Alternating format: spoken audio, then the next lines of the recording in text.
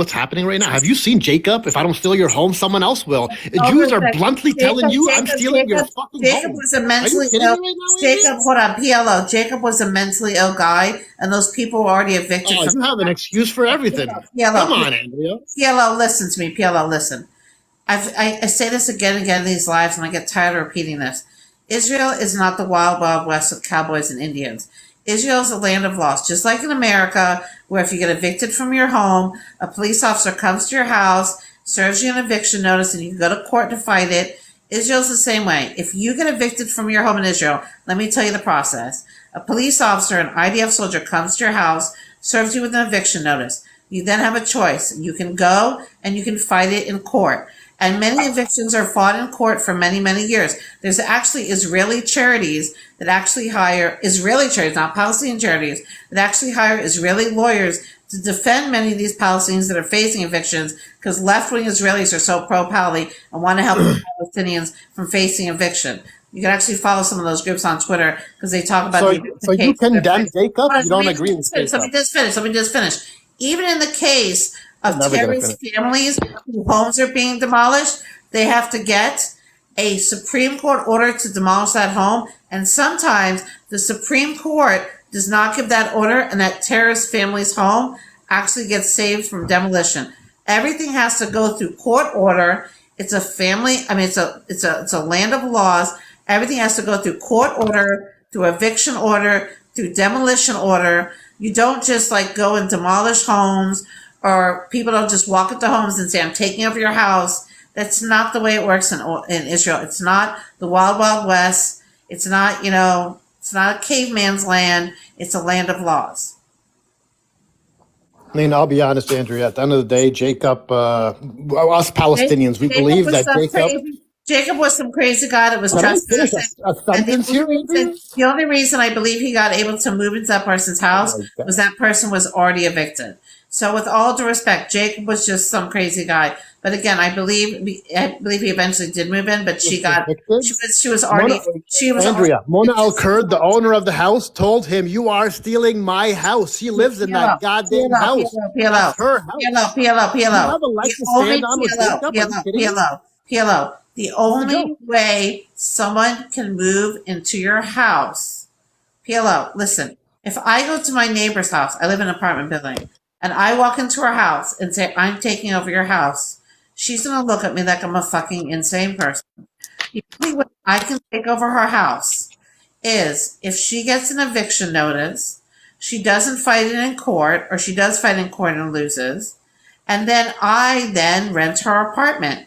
That's exactly what I believe this Jacob person did.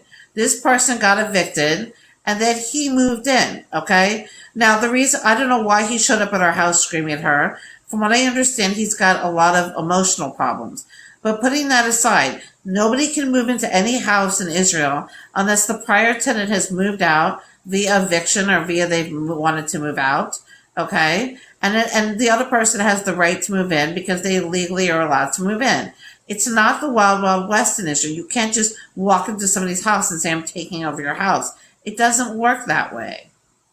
Unfortunately, Andrea, it does work that way, and that's why Jacob tells you, if I don't do it, someone else will. Wallahi, I swear on my life that it doesn't work that way. I'm telling you, as someone who has watched these eviction cases over and over and over and over again, a viral video on the internet does not explain the Israeli eviction process.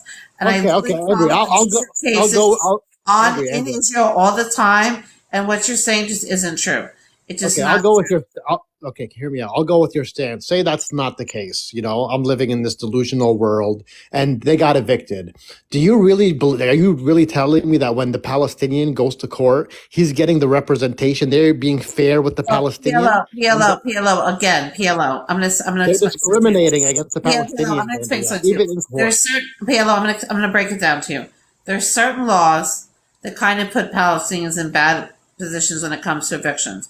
For example, you have the 1948 absentee property laws that, again, work very badly against Palestinians because basically, if they bring up any of those 1948 absentee property laws, Palestinians are basically screwed in the West Bank and East Jerusalem. Though, in a few cases, Palestinians have actually won those court hearings. There's a very famous case in East Jerusalem. I think they were called the Sawan family, that they were in court. They fought the eviction case. I think it was for a good 20 years, and they actually won. And because they fought so long, not only did they win, but they actually got money from the people who were suing them. The Israeli court ruled that the people who were suing them had to pay them such an amount of shekels or something for putting them through all that trouble. So once in a while, the Palestinians do win a case. Once in a while. But I do agree. Hold on, let me finish, PLO. I'm almost done. I do agree that there are laws that are in the favor of the Israelis when it comes to that. Exactly, yeah, and that's sad because that is apartheid. We're going back to apartheid. I mean, we're treating different people differently based off of their race. PLO. Again, this is what I've said before. I'm going to say it again. I don't want you to interrupt me.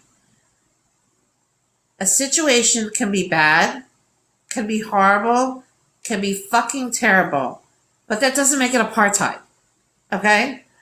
Listen, I hate that you guys, every situation that's terrible is automatically apartheid. No, that's not true, okay? Or automatically a concentration camp, right? Yeah, that's not true.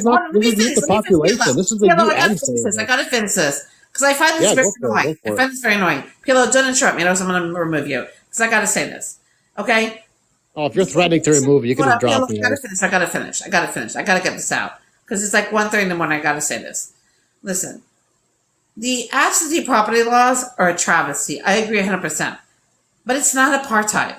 It's something that you can describe the badness of itself with its own badness, but calling it apartheid is just dumb, ridiculous, and it's hijacking the tragedy that South Africa went through for your own agenda, and that's tacky. Again, something can be bad, and it doesn't mean that you have to call it apartheid. You can just call it for what it is. So I'll be honest, Andrea.